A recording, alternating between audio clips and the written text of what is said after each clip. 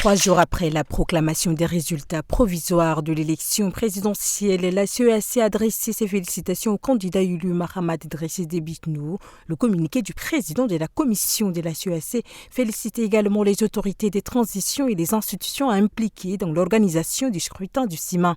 La commission de la CEAC appelle enfin tous les acteurs politiques à s'investir dans la préservation de la paix et de la stabilité et à privilégier les voies de recours légales pour toute contestation électorale. 72 heures après la proclamation des résultats provisoires de l'élection présidentielle du CIMA donnant le président Mahamad Idriss Déby Itno vainqueur, le Conseil constitutionnel a enregistré ce dimanche une première requête de contestation. Cette requête vient du camp du candidat de la coalition Justice-Égalité, Dr Succès Masra. C'est le candidat lui-même qui l'a annoncé sur les réseaux sociaux. Le Conseil constitutionnel a 10 jours pour y statuer et rendre son verdict.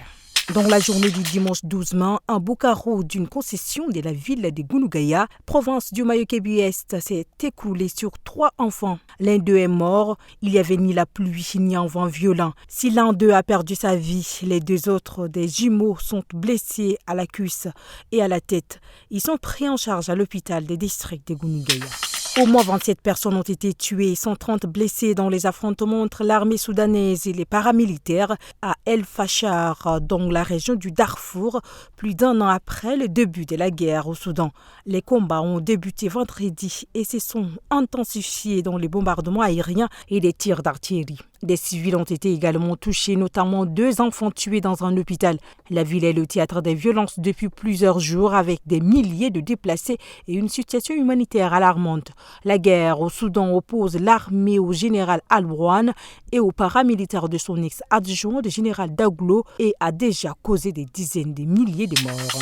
À la suite de la réaction du patronat de la presse tchadienne et de l'Union des journalistes du Tchad sur l'interdiction aux structures sanitaires étatiques de communiquer aux journalistes les statistiques sur les victimes liées à la célébration de la victoire du candidat Mahamad Idriss Déby Itno, le ministre de la Communication est intervenu pour mettre l'accent sur le secret médical. Il a rappelé que le respect de la vie privée et de la dignité des individus, en particulier des personnes victimes de violences, doit primer sur toute considération journalistique. Il a souligné que le secret médical est un pilier fondamental de l'éthique professionnelle et que toute tentative de le violer sera sévèrement réprimandée.